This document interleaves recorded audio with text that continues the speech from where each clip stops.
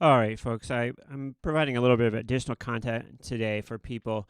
Got criticized a lot for being too long, putting too long shows on. So this content is just going to be for those who want a little bit more, but I probably will not be releasing it after. So if you want to check out a little bit more stuff, we're going to go ahead and do that. And so let's go on to check out the first of all, I did change the channel name back to Famous Dave. I thought that was more fun than Vix Crush. Let's take a look at Vix Central here and take a look at the charts. Okay, so we were having a little discussion on StockTwits earlier. Let's see, with my buddy Josh Patterson about when was the last spike. And I'm sorry, when was the last time we were in backwardation? And it appears we did go into backwardation, I think, very briefly in October, around October 2nd, but we didn't end the day that way. And one way let me just show you the way I figured that out. Okay, I went onto the charts and I just looked at UVXY to see when we were spiking last.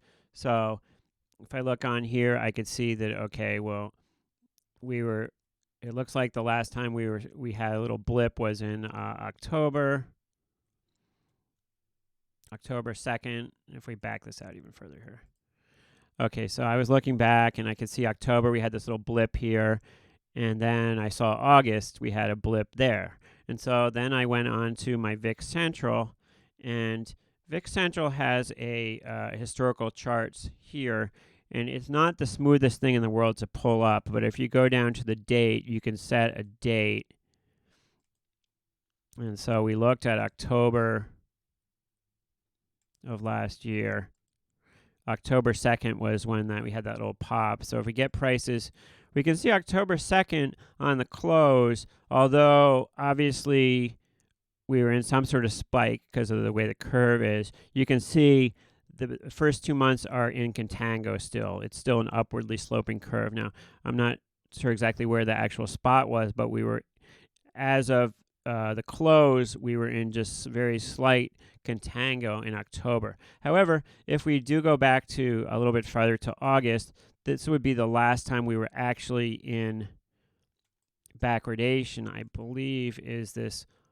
You can see August 14th, we're in backwardation by 4.67%. And if I move forward a day, the next day we're still in backwardation, but by the 16th of August, we are back in contango. So the last time we were officially close to close in backwardation was back in August. So we've got August, September, October, November, December, January. So almost over 4 months ago is the last time we were in backwardation. So that's a pretty long time to stay in contango. And certainly, I believe maybe it was Matt Thompson had released statistics, or maybe it was Seth Golden released statistics of how long, consecutive up days and how long this rally had been going on.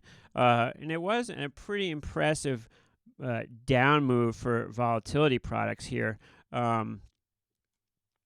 But, as we know and as we're sure of, this stuff cannot last forever. The VIX oscillates, and we can see the spike here. Look at that, pretty decent spike if you look over to my right there. That's what we're in right now. And certainly it could go higher, but also certainly this is an opportunity here. Currently showing the VIX up 369 from the last close. And the VIX much higher than the futures. So if we go back to look at our VIX Central chart and go back to now, let's see the quickest way to do that. And if I get out of the way again, I'm always in the way, we can see that not only are we in backwardation, but also the spot price is higher than the futures.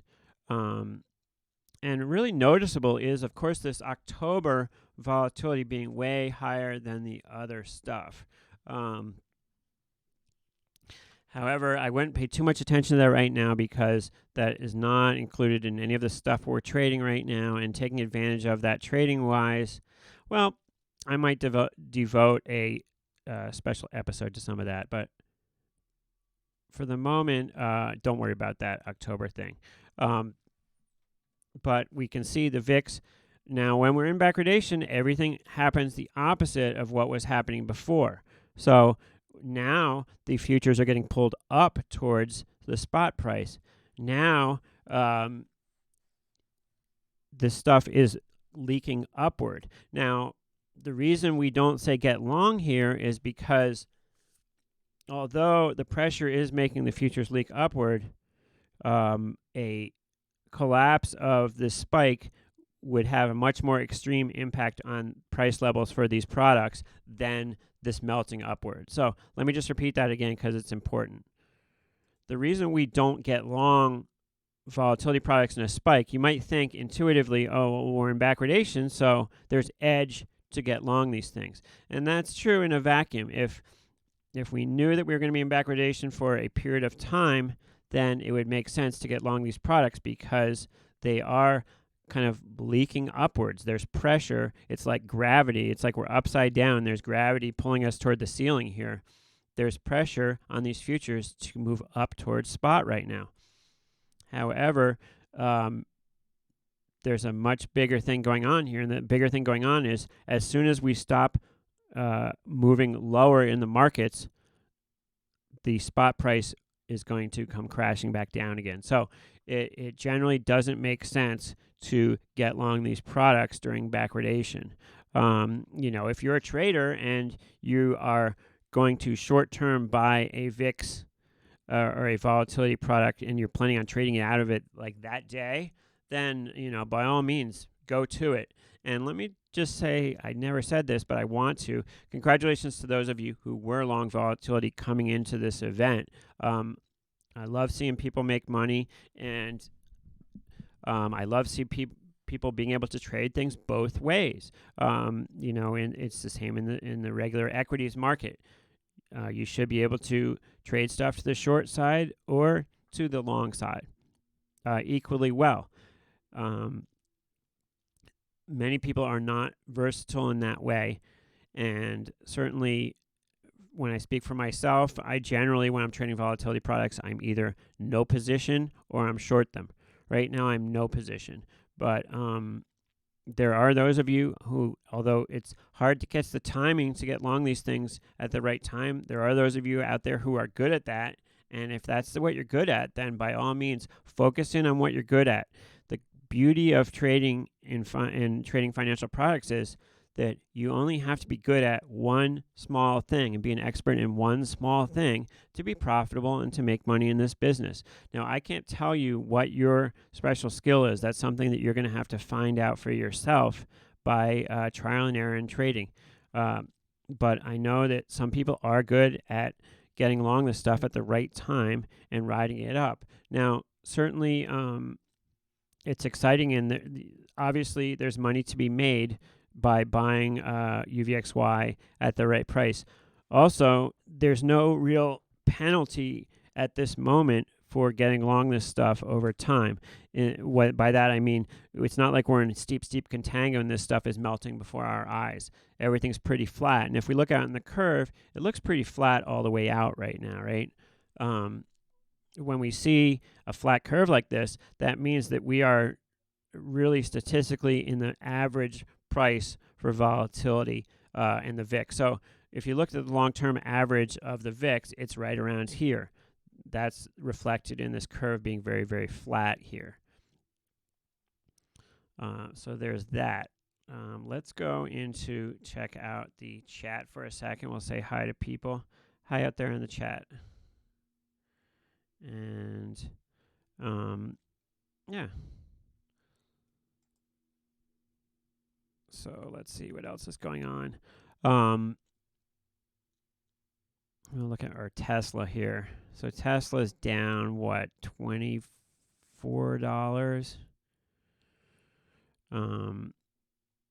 I like to look over here also at the Market Watch. What that's going to do is give you, you can see what's contributing the most to these down markets. Now let's see what's up. Intel's actually up today. It looks fairly broad-based. Apple currently is down 0.29%. Microsoft's down 1%. Walmart's down 1.24%. So E-minis currently are down how much? E-minis down 1.5%. So yeah, this is a down move, and it's not good, but the markets are down 1% now. So it certainly could get worse. So my personal strategy is going to be to deploy some capital into shorting this market. But I'm not going to use all my bullets right now because I do want to save something in case the situation gets a little bit worse from here. You know, we've had a great rally, a huge rally, what some people would call an unsustainable rally, and now we see a little bit of a down move. We'll see how long it lasts. Certainly an interesting market to trade in. I wish the best for all of you. Like I said, I'm probably not going to release this after show part. I just wanted to come on and talk for another moment or two about the term structure here and take a look at it, because I felt like, wow, I didn't even pull up the term structure at all during the initial video. So here we see it. We are in backwardation. Backwardation, of course, means that the slope between February and March futures it's a downward sloping curve now. So what that means is if all things stayed the same, these products would move higher by 2% over the course of the month. And so that's kind of the opposite of what we're looking for when we're trying to take advantage of decay in these things. Now remember, we do have decay in our TVIX. We do have decay from beta drift. Now what is that? Well, that is the rebalancing that occurs so that the fund can meet its objective of being a 2 times leveraged fund. TVIX is a 2 times leveraged fund. So if we get a big up day, at the end of the day, they need to rebalance, and to do that, they need to buy a bunch of futures so that if stuff moves up, TVIX will have that performance to the upside. So if you've got a couple days, if you've got a day where TVIX is way up, then they have to buy futures to rebalance, and then you have the next day where it's way down, and they have to sell futures to rebalance. You get a situation where like they're negative scalping, as we call it, trading. They're buying futures at a high price, buying extra futures at a high price, and selling them back out at a lower price. And that's going to add to the overall decay over time for TVIX. So a big spike and volatile movement is going to be more significant for the decay of TVIX than it is going to be for the decay of a VXX, because you're going to have that additional kicker of beta drift decay from rebalancing of leveraging. So if that's sounds like a bunch of gobbledygook to you, check out leveraged ETFs on YouTube. Let me see if I can put a link in the description to a great video on leveraged ETFs for you that talks about beta drift and that sort of thing. So if I go to YouTube here, I've posted this before, but there's one guy that did a great video on this stuff, and he can probably do it better than I can. Let's see if I can find him.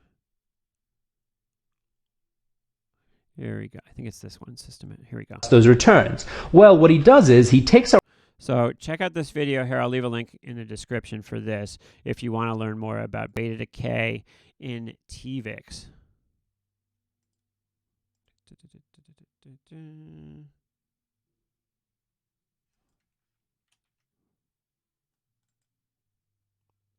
There we go. All right. So there you have it. I'll let you go on with your day. Best of luck to everybody out there. Stay safe. Hold on to some bullets, but this is opportunity here, folks. This is when opportunity comes. You know, it takes a brave person to buy when everybody else is selling. Is this the bottom of the sell-off? Is this the start of the sell-off? There's no way to really tell. All you can do is get in there and do something and maybe scale into more later on. That's my advice to people, is to take advantage of this sell-off to maybe buy something little. On the flip side, take advantage of the spike in the VIX to get short a little volatility if that's what your plan is. I am not a licensed investment advisor, so I'm not giving anybody advice. This is purely for educational purposes, and thank you to my lawyers for reminding me to say that. I will see you in the next video. Thanks for watching. Have a great day.